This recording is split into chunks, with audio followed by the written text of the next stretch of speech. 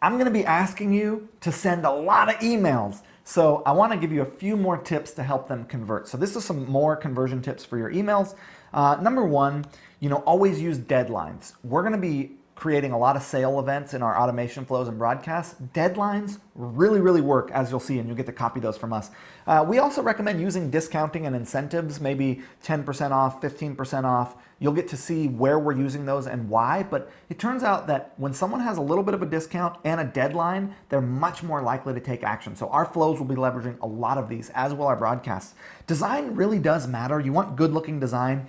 The best kind of design you can do is some kind of custom image that is relevant to whatever sale or promotion that you have going on, and then the rest of our layout. You'll get to copy and look at our designs as we go, but like ugly emails and ugly design doesn't help your conversion. And some people say ugly is best, direct response, but we believe that building a brand that has an identity actually in the long run helps conversion more than just some crazy, ugly, bright, like intense design. So you want smooth, clean design that has direct response elements in it, like buttons and like multiple media formats and like incentives and deadlines. So you get to see that. But design does matter.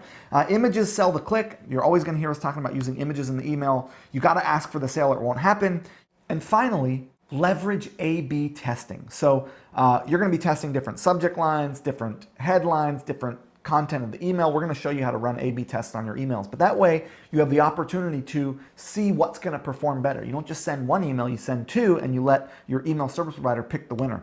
A few other things to note about conversion tips is 88% of users check their emails on their smartphone. So you need your emails to look good on a smartphone. So you can see here, this is the layout of one of our emails. It has the subject line. It's a piece of content. So you see the header, the tagline, the opening statement, a little bit of content, image call to action, button call to action, link call to action, the see more, the PS promo for Boom Clean, and then our moisturizers and masks categories, social links, and then our footer that we talked about. But notice how it's all optimized for the mobile device. You have to make sure when you're building out your emails that you're not just building out the desktop version, but you actually are looking at what it's going to look like on mobile and making sure that looks good. And when Laura comes in later and shows you how to set up emails inside of Klaviyo, but you can do it in any email platform, she'll show you the difference between mobile and desktop. But it is important that you have your emails structured well for mobile because that is where most people are looking at them.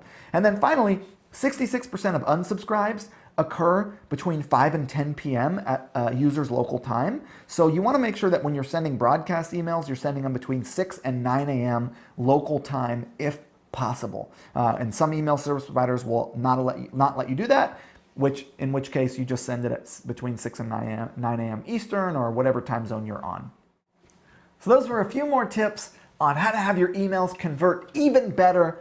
Let's hop into the next video where we're going to talk about how specifically people even get on our email list. Like, how are we even getting these email subscribers? We'll go through each section. I'll show you how it's happening and what it looks like on our site so that you can set the opt-in opportunities up on your site as well. And then we'll get into the automation flows.